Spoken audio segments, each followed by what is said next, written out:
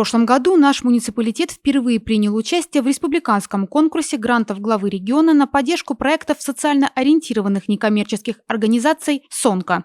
Специфика этого участия заключалась в том, что, как правило, сначала идут проекты, а потом под проекты даются деньги. Здесь схема была несколько иная. Муниципалитет выходил со своими нормативно-правовыми актами, подтверждающими готовность объявить на муниципальном уровне конкурс.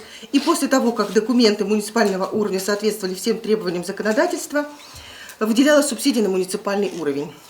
Фактически конкурс уже проводился после победы муниципалитета на республиканском уровне. В марте мы получили 22-го одобрение, что ИНТА явилась победителем, получила денежные средства. Средства были следующего: 115 тысяч были средства местного бюджета, и половину от этой суммы, почти 54 800, давал республиканский бюджет. Обязательным условием для участия в конкурсе в дальнейшем было участие «Сонка», в том числе и своими денежными средствами. Своих денежных средств нужно было внести не менее 5%. На уровне тех цифр, которые были заявлены в республиканском конкурсе, это было необходимо «Сонка» было внести своих 8900. Субсидию в размере около 170 тысяч рублей выдавали также в рамках конкурса. Общественная комиссия рассмотрела все поступившие заявки, оценила их по бальной системе и выбрала одну. Был проведен отбор представленных проектов. Предложений было немного, и свое предпочтение члены комиссии отдали физкультурно-спортивной организации Федерации КУДО в России в городе Инте. КУДО – это на сегодняшний день развивающийся вид спорта, активно развивающийся вид спорта. Часть тебя дзюдо, элементы карате и тайского бокса. Также борьба в партере. Короче, такой очень зрелищный вид спорта. Значит, по финансовой составляющей, да, была задумка вначале отремонтировать зал, чтобы посещали не только взрослые, но и дети. Была закуплена вся экипировка, все возможные татами, ковер. Сделан ремонт помещения.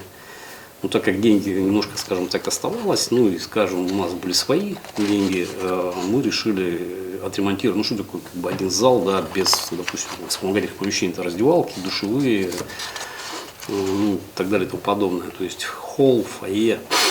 Вот. Было принято решение отремонтировать полностью все эти помещения, для того, чтобы было комфортно заниматься, ну, проводить время, скажем так. Для Инты КУДО достаточно молодой вид спорта. В 2018 году в нашем городе он получил официальный статус, вошел в Республиканскую федерацию и стал полноправным направлением спортивного воспитания. Выделенные деньги в рамках субсидий были направлены на ремонтные работы Центра боевых восточных единоборств. Там сейчас тренируются наши дети. Для проведения работ были привлечены волонтеры, а также 5 человек добровольцев, помогающих в реализации данного проекта. За выделенные средства удалось отремонтировать не только спортивный зал, а также фойе, раздевалки, душевую. С каждым годом интинцев, занимающихся КУДО, становится все больше. Сейчас это порядка 70 человек, из которых более половины – дети. Спортсмены успешно принимают участие в турнирах Северо-Запада. Сейчас они готовятся посетить первенство России.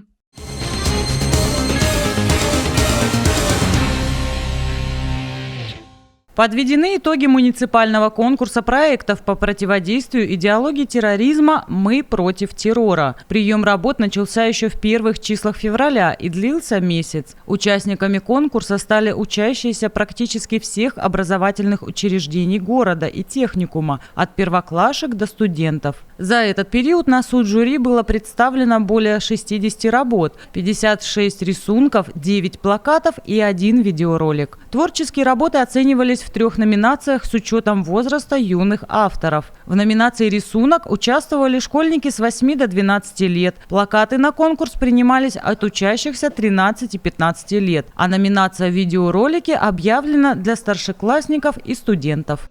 В рамках реализации комплексного плана противодействия идеологии терроризма мы уже не первый год проводим конкурс «Мы против терроризма».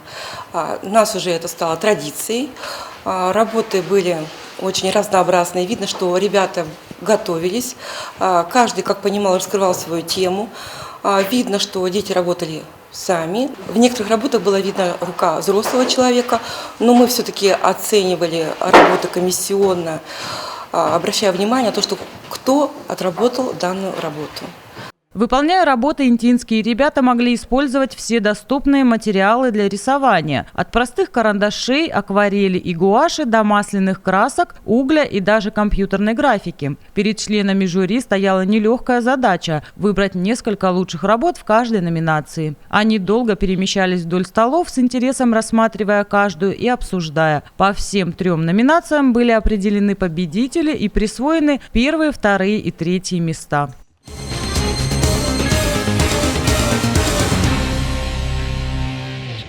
21 февраля завершился муниципальный этап Всероссийского конкурса профессионального мастерства «Воспитатель года России». В нем приняли участие 9 педагогов из 4 интинских детских садов. Самые яркие, заинтересованные и неординарные личности доказывали свою состоятельность в профессии. Примите искренние слова благодарности от организационного комитета, ваших коллег, руководителей дошкольных организаций за ежедневный вклад в будущее нашего города, обучение и воспитание детей дошкольного возраста. На торжественной церемонии закрытия муниципального этапа участницы принимали многочисленные поздравления от организационного комитета, коллег, интинского представительства Союза женщин и местного отделения партии «Единая Россия». Слово перед подведением итогов предоставили начальнику отдела образования. Мы надеемся, что вот какой-то такой заряд положительный, какое-то удовольствие вы получили от участия в конкурсе. Не только для себя лично, но и для себя как педагога. Что ваши дети в ваших группах тоже это почувствуют и поймут, что что-то в вас изменилось именно, наверное, в лучшую сторону. Прежде всего, я хочу поблагодарить всех. Но, к сожалению, вы сами понимаете, что у меня в руках только вот 3 награды. Это конкурс, мы отбираем призеров и победителя. Много было этапов, поэтому суммировать баллы нам пришлось 4 раза, да, Мария Николаевна? И тем не менее, 2 призера – это работники, которые набрали абсолютно одинаковое количество баллов, да, 29,6 балла. То есть получается, что такой вот высокий уровень у нас показывают люди. И я очень рада, что эти благодарственные письма и грамоты, они абсолютно в разные дошкольные организации идут. То есть это, мне кажется, что доказывает лишний раз, что у нас в городе в каждом саду есть прекрасные педагоги, и каждый сад может показать высокий уровень работы. Лауреатами муниципального этапа Всероссийского конкурса «Воспитатель года» стали Елена Кожевина, учитель-логопед детского сада «Крепыш», и Галина Круглова, воспитатель детского сада «Белочка».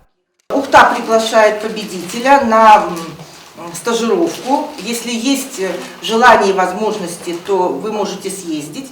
На республиканском конкурсе «Воспитатель года» принимаются также и самовыдвиженцы. Если среди вас есть желание себя показать, то есть не обязательно инту может представлять только победитель. Инту может представлять любое количество педагогов, и все вы достойны представлять наш город на республиканском конкурсе. Для улыбки есть причина, и для радости причина, и для счастья есть причина, если ты живешь. Улыбайся без причины, несмотря на все морщины, значит ты нашел дорогу, и по ней идешь. Будет все у нас хорошо. Мы нужны, пока мы живы, это все понятно. Будет все у нас хорошо. Улыбайся, даже если счастья не нашел. Самых высоких оценок, призового места и звания победителя удостоилась Оксана Нужнова, педагог дополнительного образования по изобразительному искусству детского сада «Родничок». И я решилась, потому что конкурс – это всегда очень волнительный вариант, но тем не менее это очень приятно, потому что общение идет с коллегами. И в связи с тем, что у нас пандемия была, то есть всевозможные препятствия, когда это сложно было встретиться, пообщаться. Поэтому вот для меня конкурс – это был именно уровень общения. Посмотреть, как работают коллеги, показать себя, то, чему я научилась за эти годы. И мне очень приятно, что мой труд оценен именно так. Я рада за коллег, что мы все-таки, хоть и были конкурентами, но мы друг друга поддерживали, была очень доброжелательная, очень теплая обстановка в нашем маленьком коллективе. Было очень приятно общаться, заочно, скажем так, с жюри, потому что они очень строго, компетентно, но тем не менее доброжелательно, скажем так, относились к нашим выступлениям. Очень чувствовалась их поддержка, что кто бы ни победил, они болеют за всех. Это было очень приятно. Оксана Васильевна Нужнова – инициативный, творческий, стремящийся к профессиональному росту педагог, имеет высшую квалификационную категорию. Педагогический стаж более 30 лет. В детском саду «Родничок» работает 17 лет. Она – одна из тех людей, кто стоял у истоков развития системы дополнительного образования детского сада «Родничок». С 2020 года, помимо реализации основной образовательной программы, ведет кружковую работу в детской дизайн-студии. Уже принимала участие в конкурсе «Воспитатель года» в 2012 году. Наверное, каждый надеялся на победу, потому что участие в конкурсе, оно предполагает победу, да, только, может быть, разного уровня. А волнительно, потому что сейчас это право или обязанность, или доверие выступать на республиканском конкурсе. И хотелось бы, конечно, достойно представить наш город на этом конкурсе. Я буду стараться. В недавнем прошлом, в 2021 году, победителем республиканского этапа конкурса «Воспитатель года» стала Ирина Вайс, педагог дополнительного образования детского сада «Рябинушка». Для меня конкурс – это было приключение, в котором я попыталась получить максимум удовольствия и полезных для себя вещей. Очень интересно было участвовать на республике, потому что жюри относилось очень лояльно и доброжелательно. И девочки с других городов республики тоже все друг друга поддерживали. И для меня, конечно, было очень удивительно, что я победила, потому что у меня была сложная тема. А на России так это было вообще просто феерия чувств, впечатлений. И каждый конкурс – это новый виток в развитии. И я пришла после конкурса с таким запасом эмоций и сил что-то новое воплотить в детях. И каждый раз, идя на занятия, я вспоминаю то, чему я научилась на этих этапах. И я очень рада за Оксану Васильевну, что ее ждет такая же буря эмоций. Я призываю всех, кто чувствует в себе хоть немножко сил, участвовать в этом конкурсе, потому что бояться вообще не надо, волноваться это даже полезно, а ничего страшного нету, это очень весело и большой опыт из этого выносишь. 2023 год объявлен в России годом педагога и наставника, что придает конкурсу «Воспитатель года» особое значение. В Инте много душевных, внимательных женщин, любящих малышей, профессионалов, желающих развиваться и находиться в непрестанном поиске. Совсем скоро Оксана Нужнова, ставшая лучшей в своем деле в Инте, представит наш город в республиканском этапе конкурса «Воспитатель года».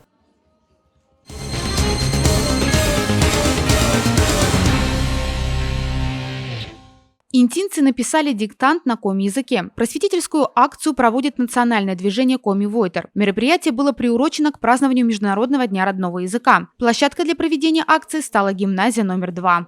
Сегодня мы пишем всеобщий диктант на коми-языке, произведение Нины Обрезковой «Поэт я садьен кодиш», то есть поэты как боги. В этом году автор текста – коми-поэт, переводчик, член Союза писателей России Нина Обрезкова. Текст посвящен жизни и творчеству коми-поэта, литературоведа Альберта Ванеева, 90-летие со дня рождения которого отмечается в 2023 году. Що ми тут і стипкану, збили ми Альберт Ванеев, лов'я поет, матощину дерт еглощт, вилищан і джорки іджут поет волен, а сія туша, статя. Будьте мой дяса богатыр, дерт вещик эскажа в кучем канывкас. Написать диктант пришло 13 человек. В основном это люди, которые знают коми-язык с детства и стараются в повседневной жизни разговаривать на нем. Для многих это родной язык. Я здесь, в Винтинском районе, родилась и по коми разговариваю, хоть и не учила коми-язык, но разговорная речь только чисто. Я, да, коми. Разговор, язык, коми знаю, все, разговариваю. А разговорный язык отличается от литературного языка коми? Очень, очень отличается, потому что литературный, он же чистый язык, и его разговорной речи, она очень тяжело переводить, и вот мы коми-песню поем, переводим, очень тяжело. По словам участников коми-диктанта, в этом году текст был легким, но не без своих сложностей. В нем присутствовали имена и фамилии, диалоги. Для тех, кто разговаривает на коми-языке, кто изучал коми-язык в школе, я думаю, текст никаких сложностей с текстом не будет. Участники диктанта писали на специальных бланках. Многие из присутствующих являются постоянными участниками акции. Ежегодно они приходят писать диктанты и проверяют свои знания родного языка. Нет, не первый раз пишу. Интересно узнать, сколько ошибок, правильно ли написано. Масштабная межрегиональная просветительная акция «Отувья коми-диктант» проводится в республике уже в 9-й раз.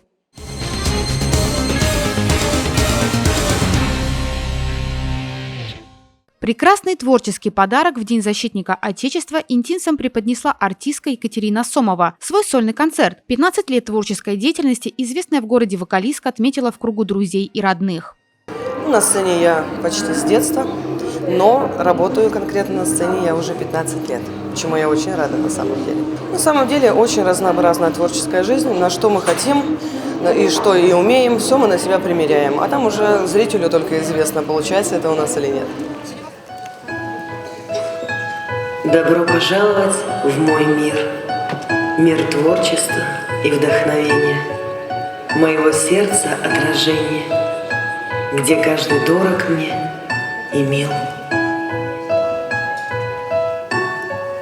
1917, never reaching the end, that is unreaching. Never meaning descent. Beauty I always miss when it's ours before. Just one truth is I can't say anymore, 'cause I love you. Yes, I love you.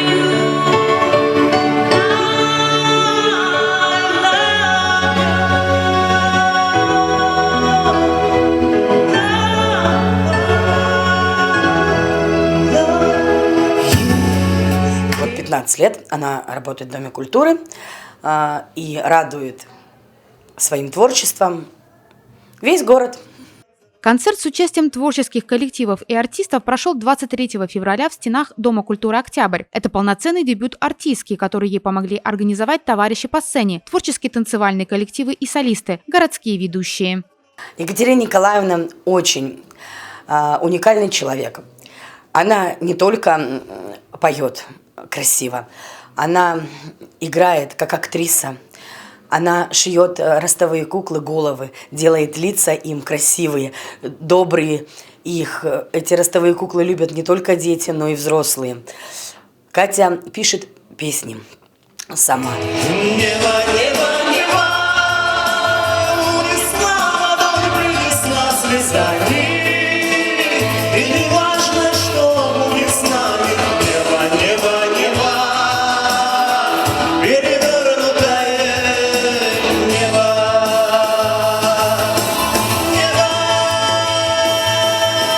Мероприятие получилось очень теплым, наполненным искренними эмоциями, душевным и по-настоящему домашним. По мне так нужно просто любить жизнь, оставаться человеком и дарить радость людям. Екатерина Сомова наряду с хитами шансона исполнила свои авторские песни. В течение концерта со сцены она благодарила своих родных, людей, оказавших на нее сильное влияние, и, конечно же, пришедших зрителей.